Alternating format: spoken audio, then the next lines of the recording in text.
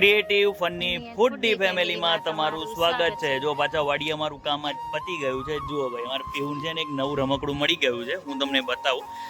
ધલુભાઈની એક કાંકરેજ ગાય આવી છે ને મસ્ત વાછડી આવી છે। જો ભાઈ, પીવું માટે એક નવું રમકડું આવી ગયું છે। પીવું મસ્ત છે ને, સસલા જેવું લાગે છે ને। આપણે નામ શું પાડશું? ના, બીજું કોક મસ્ત વિચારો। અમારે પીવું તો છે ને વાછડા રમાડવાની મજા જ આવે। હજુ પીવું હાલ તો બરાબર છે, થોડા દિવસ પછી તને એ નહીં રમાડવા દે, એ મસ્તી કાઢશે પછી। તું પકડે જો, હમણાં તને મૂકીને ભાગી જશે।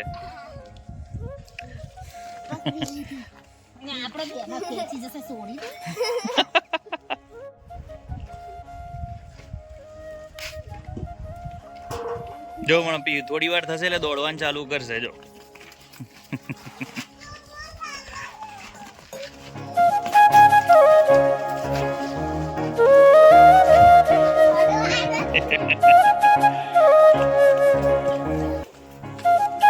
ગોપુ ગોપુ પાણી પીવા આવ્યું મેં કીધું।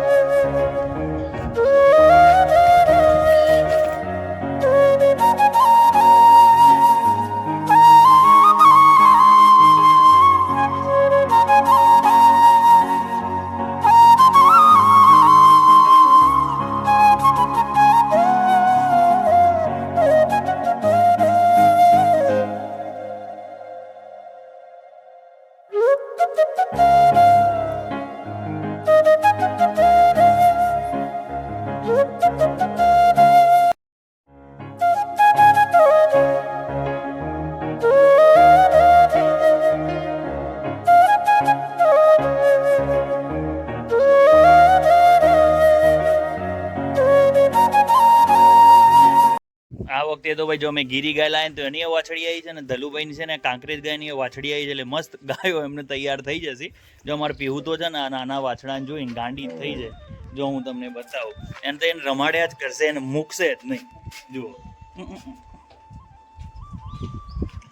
બાજુમાં છે અમારી ગોપી, હજુ આનું નામ નથી પાડ્યું, વિચારીએ છે શું નામ આપશું એમ।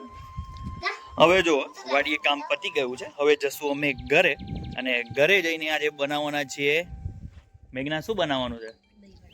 દહીંવડા। એક ટ્વિસ્ટ સાથેના દહીંવડા બનાવશું, એની મોજ કરશું। કેમ કે દહીંવડા બનાવવા પાછળનું રીઝન એ છે કે અમે બે માણસ છે, દૂધ ઘણું બધું વધી પડે છે, એનું બનાવ્યું છે દહીં, અને ઉનાળામાં ભાઈ દહીંવડા ખાવાની ખૂબ જ મજા આવે, અને અમે તો આમે ખબર છે ફૂડી ફેમિલી છીએ, તો આજ ઘરે જઈને બનાવશું દહીંવડા અને એની મોજ લેશું। જો તમને અમારો વિડીયો ગમે તો લાઇક, શેર અને સબસ્ક્રાઇબ કરવાનું ભૂલતા નહીં, ને અમારી સાથે જોડાયેલા રહેજો। મગ અને અડદની દાળને સરખા પ્રમાણમાં લઈને 4 કલાક સુધી પાણીમાં પલાળી રાખી છે। પછી આ રીતે એને એકદમ ઓછું પાણી ઉમેરીને દરદરી પીસી લેવાની છે, અને એમાંથી બનાવશું વડા। આપણે જે અડદની દાળ અને મગની મુગર દાળ લીધી હતી એને દરદરી પીસી લીધી છે। હવે એને 7 થી 8 મિનિટ સુધી સતત એક જ સાઈડ ફેટવાની છે, ઉલટું નહીં લેવાનું, સીધું જ આમ લેવાનું છે। ઘડિયાળની દિશામાં જ આપણે આને ફેંટીશું, એની અંદર હવા ભરાશે તો જ આપણું છે ને આ ખીરું સ્મૂથ બનશે। જો તમારી પાસે સમય ના હોય તો તમે ખાવાના સોડા નાખી શકો છો, 1 પિંચ જેટલા સોડા નાખી દેવાના। ખીરું સારું એવું ફેટાઈ ગયું છે, હવે વાટકીમાં થોડુંક પાણી લઈશું અને એમાં ખીરું નાખી જોઈશું। જો તરશે તો આપણું ખીરું પરફેક્ટ છે। જો છે ને, તરે છે ને। હવે ફેટેલા ખીરાની અંદર થોડું જીરું, ઝીણા કાપેલા મરચાં અને આદુના ટુકડા ઉમેરી લેશું। આ જ અમારો ટ્વિસ્ટ છે, આ ઉમેરવાથી આપણા વડા છે ને એકદમ ટેસ્ટી બનશે, અને સ્વાદ અનુસાર મીઠું ઉમેરીને સારી રીતે એને પાછું મિક્સ કરી લેવાનું છે। તમે ઘરે અચૂક ટ્રાય કરજો। હવે એને મિક્સ કરી લઈશું। મિક્સ કર્યા બાદ આને 10 મિનિટ રેસ્ટ આપવાનો છે, ને પછી આપણા વડા ઉતારવાના છે। જો આપણું ખીરું એકદમ મિક્સ થઈ ગયું છે, હવે 10 મિનિટ માટે રેસ્ટ આપી દઈશું। મિત્રો, એક બાજુ આ જીરું શેકાય છે, તેલ ગરમ થવા મૂક્યું છે, એક હાથે બે કામ કરે છે ને સ્માર્ટ વર્ક કરવા વાળી। જો જીરું ખાંડવાનું કામ મારી પીહુ કરી રહી છે। દીકરી ભાઈ નાની હોય મોટી હોય કામમાં આવી જ જાય, હે ને પીવું? એમ તો મારા પીવું અમે કહીએ ને બધું કામ કરી દે, ડાઈ દીકરી છે. ખાલી કોક દિવસ ગાંડી થઈ જાય. આ જુઓ મારા પીવુંને ભૂખ લાગી છે તો એ થોડાક નાની સાઈઝના વડા બનાવ્યા છે અને દહીં વડા માટે આપણે થોડાક મોટી સાઈઝના વડા બનાવવાના છે. એવું તમને પછી નેક્સ્ટ બતાવું. વડાની સાઈઝ થોડી મોટી રાખવાની છે. ગેસની ફ્લેમ રહીને એ ધીમી રાખવાની છે. ફૂલ ગેસે દહીં વડા તળવાના નહીં. ઘી આ તો ફૂલીને ડબલ થઈ જાય લે. હાસ તો મસ્ત તમારું પરફેક્ટ માપ છે એમ ને? હા. અમારી ફેમિલીમાં જોડાયા પછી છે ને મેઘના કુકિંગ એક્સપર્ટ થઈ ગઈ છે. દરેક વાનગી પરફેક્ટ મેઝરમેન્ટ સાથે બનાવે છે ને એકદમ ટેસ્ટી બનાવે છે. ભાઈ ફૂડી ફેમિલી છે તો ખાવાની તો મોજ જ હોય. જો દહીં વડા થઈ જાય પછી બતાવું છું. આજે થોડું મોડું થયું છે, 8:30 ઉપર ટાઈમ થઈ ગયો છે, સાંજનો સમય છે, પણ મસ્ત ફટાફટ બનાવીને ખાશું પછી નીંદર કરશું. કેમ કે અત્યારે તો સવારની સ્કૂલ છે. બપોરે 1-1.5 કલાક સૂઈ જઈએ છીએ એટલે ફટાફટ નીંદર નહીં આવે.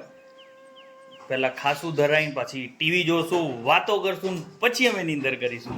જો આ રીતે એને તમારે છૂટા પાડી જવાના છે અને તળે જવાના છે.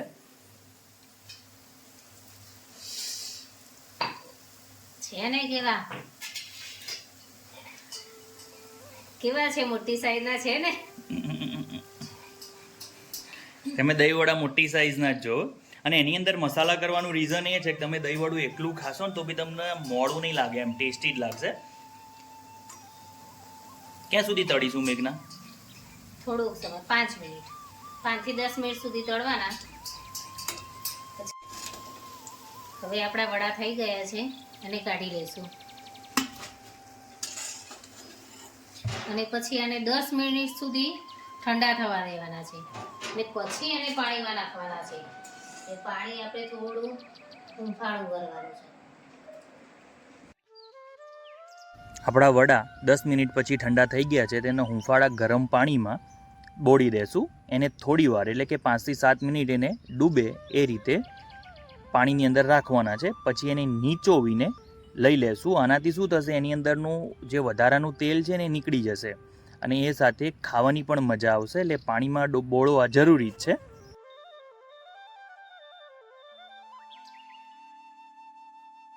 હવે આપણે તૈયાર વડા ઉપર મસાલો કરી લેશું. પહેલાં તો આપણે ભરપૂર દહીં ઉમેરી લેશું. આ અમારી ગીરી ગાયના દૂધમાંથી જ બનાવેલું દહીં છે જે અમે ખાલી ફેટી લીધું છે. એની અંદર ખજૂર આંબલીની ચટણી, તીખી ગ્રીન ચટણી ઉમેરીશું. કેમ કે અમે લાલ મરચાંનો ઉપયોગ નહીં કરીએ એટલે આ જે ગ્રીન ચટણી છે થોડી સ્પાઇસી બનાવી છે. એ સાથે શેકેલા જીરાનો પાવડર, હા શેકેલા જીરાનો પાવડર ઉમેરવાનો તો જ મજા આવશે. સાથે છે ચાટ મસાલો અને દાડમ ઉમેરી લીધા છે. હવે લીલા દાણાથી એને ગાર્નિશ કરી લેશું. અમે એક પ્લેટ સર્વ કરતા તમને બતાવી છે. જો યાર, ગાય રાખવાનો એક પહેલો જ બેનિફિટ, દૂધ અનલિમિટેડ વાપરવાનું, દહીં અનલિમિટેડ, છાશ અનલિમિટેડ અને એકદમ પ્યોર ઘી થાય. જે બજારમાં 2500-3000 રૂપિયા કિલો ઘી મળે છે એવું ઘી અમે અહીં સાવ ઓછા ખર્ચે, ખર્ચો ઓછો છે, મજૂરી છે કરીને અમે ખાઈએ છીએ. હવે જો હું દહીં વડાનો મતલબ ચાખીને તમને કહું એનો ટેસ્ટ કેવો છે.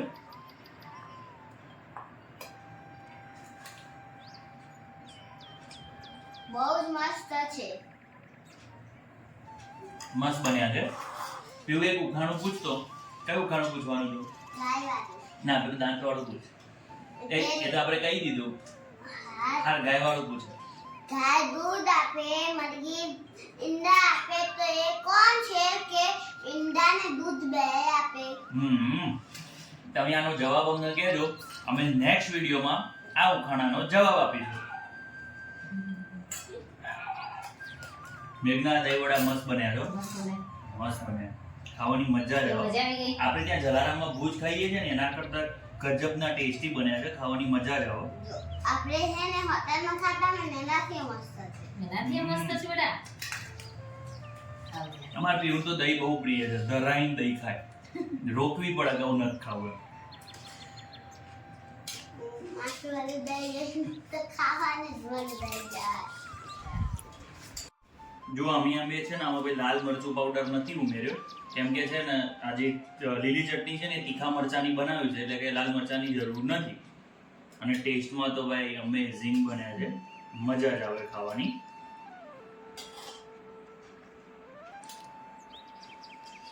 ઠંડુ દહીં છે અને કચ્છમાં તો ભાઈ ભયંકર ગરમીની શરૂઆત થઈ ગઈ છે. આવી ગરમી હોય ને આવું ઠંડુ ખાધું હોય મજા જ આવી જાય. જો તમને અમારા વિડીયો ગમે તો લાઈક શેર અને સબસ્ક્રાઇબ કરવાનું ભૂલતા નહીં. તમે એકવાર સબસ્ક્રાઇબ કર્યું છે તો બીજી વાર કરવાની જરૂર નથી. ચલો એક નવા જ વિડીયોમાં નવી જ ઇવેન્ટ સાથે અને નવી રેસીપી સાથે ફરીથી મળીશું. ત્યાં સુધી વંદે માતરમ. જય જય ગરવી ગુજરાત.